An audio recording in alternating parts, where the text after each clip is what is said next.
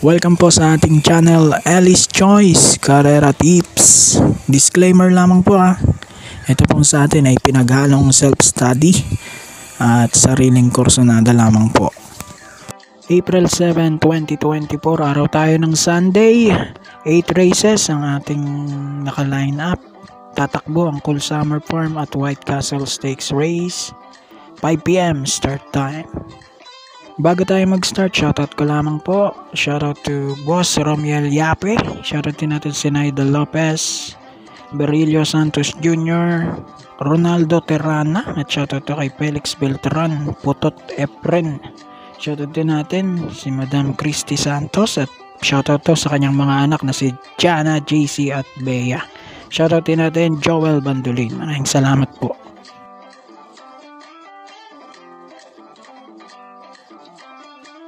Okay, race number 1 tayo. Start ng first pick 5. Group based on time, 15 and 16 merge. 1400 meters distansya natin dito. Dito sosolohin ko yung 5 pulang lupa. Gagabayan ni Apprentice A.R. Ramos. Kahit na sabihin natin na mahaba ang bakasyon niya at medyo pangit yung tinatakbo niya bago siya mabakasyon, alam naman natin mataas ang grupong tinatakbuhan nito ni pulang lupa, no? 40 to 46 ang rating base nito, no? Kumpara sa mga kalaban niya, 11 to 15 lang yata. So, solo ko na numero 5 para sa race 1.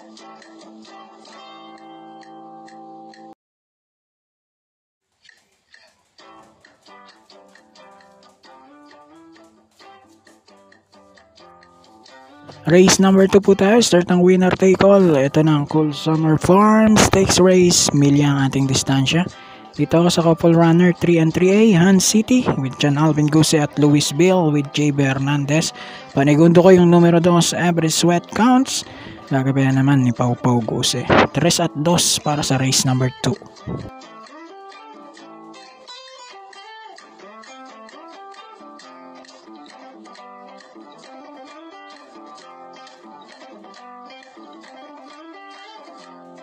Race number 3 naman tayo. Start ng pick 6. Ito naman yung White Castle Stakes Race. Milya din po ang distansya nito. Puros imported na magagaling po tayo dito, no? Pero ang first chase ka rito yung numero 2, Prime Factor with J. Hernandez. Dito masusubukan talaga kung magaling talaga itong kabayo dahil bigati na yung makakaharap niya rito, no?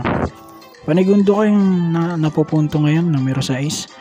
Peros Treasure. Gagabayan naman ni JTC yan. So, 2-6 para sa race 3.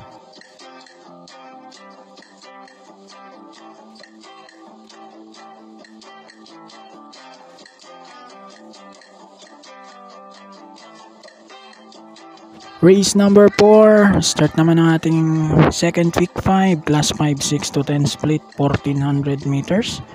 Dito pang primero ko yung numero 1 Sirsia with Isaac Ace Aguila. Ito laging natitimbang to sa kanyang mga huling tinatakbo. Panigundo ko yung numero 9 Advocacy with Jomer Estorque. So 1 at 9 para sa race number 4.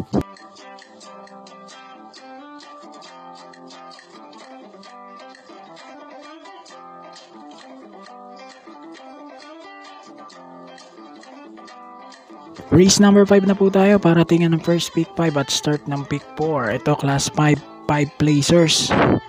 1400 meters ang ating distansya. Pamprimero ko na rin numero 7 My Dad Bogart with Apprentice Edgy Guerra. Nanalo na to sa grupong ito at malayong pagkakapanalo niya at hindi naman siya bumigat dahil Apprentice ang may dala. So 52 lang kanyang dala-dala. Panigundo ko rito yung numero 3 na Money Money Man with CL Adbingula.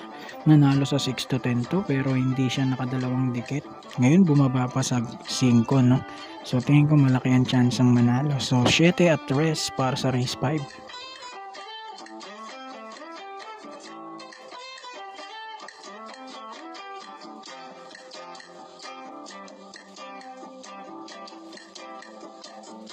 Race number 6. Huling DD1 class 5, 11 to 15, 1400 meters. First race ka rito yung 4 full of choice with JT Sarate. Panigundo ko yung numero 12 iShot with Kelvin Abobo. Then third choice number 2 Bantay Sarado with Jomer Estorque.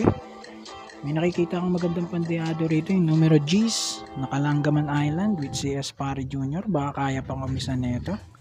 So, 4, 12, 2 at kung mababa ang PC nyo, sama nyo na lang yung number 10.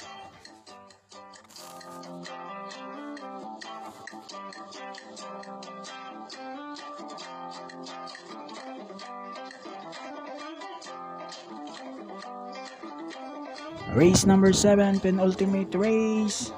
Ito, class 4, 16 to 21 split. Magandang karera to ha. Pamprimero ko rito yung uno, Arrogante with John Alvin Guse. Ito maganda na ang tinatakbo niya at mga kinikilos niya lately. So tingin ko malaki na ang panalo nito. Panigundo ko yung numero 8 Work From Home with Pau Pau Guse.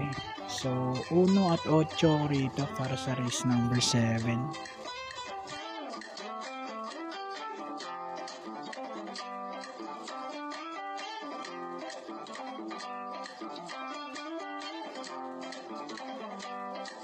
Okay, race number 8 na tayo, huling karera. Class 4, 22 to 27 split, 1400 meters. Pamprimero ko na rin yung unang high roller with Pabs Caballero. Nanalo nga to sa unang road to Triple Crown no, ngayong taon. Panigundo ko yung 4 Shadow Oaks with Rico Suson. Nagbabalik.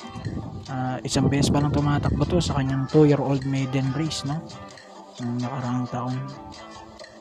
Sasama kong third choice yung numero G's, Performance Gear with Apoy Asuncion.